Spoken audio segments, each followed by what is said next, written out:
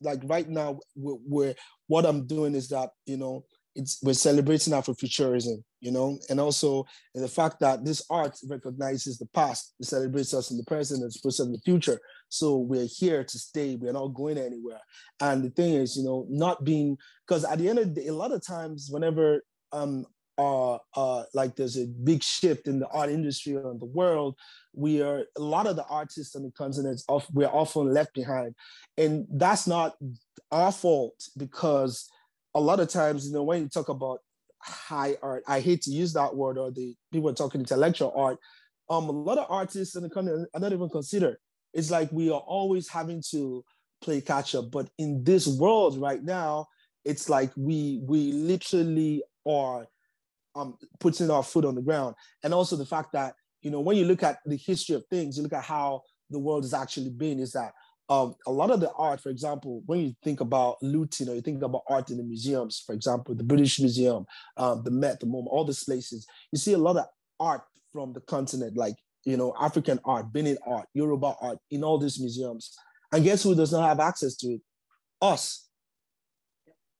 You know, and it's just very unfortunate. Like I can go to these museums, but an average Nigerian in their lifetime will not be able to go to these museums, because why? They need a visa to even get anywhere close to the museums.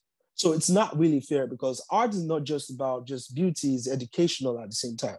So, I mean, there's been a lot of talk about, you know, perpetrations and art going back to where it belongs. And I'm happy. I think the Smithsonian just like literally recently announced that they're taking down all the Benin bronzes, their collection, and they're taking them back, you know, to Nigeria. And I think that is huge.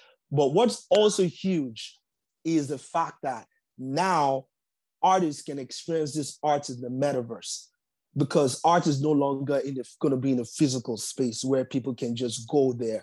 Now, a lot of this art has been converted into art that you can actually see and experience in the metaverse. So you can go to the spaces, or you can be in a place you can actually educate yourself, because now we are beginning to experience, you know, culture in these forms, these new forms, these new, you know, because I'm just, you know, I think it's really, really exciting, because, you know, museums don't get to hoard the art anymore, because I'm just excited for the, you know, the generations to come who can actually experience and learn from the geniuses of people past.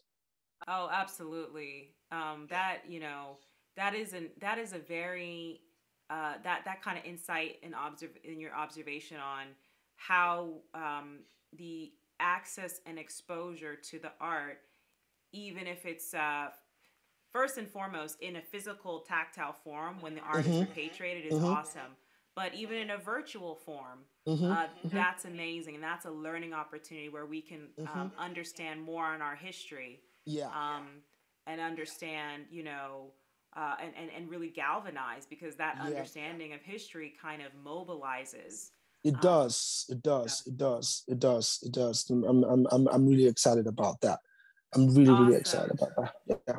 Yeah. Awesome. Yeah. Well, so Lalo, thank you so much for hopping on the call and talking Thank to me. you.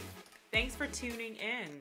By the way, my show, Tea Time on Black Enterprise, it drops every single Tuesday at 3 p.m. Eastern. So tune in on YouTube, Facebook, Twitter, and LinkedIn.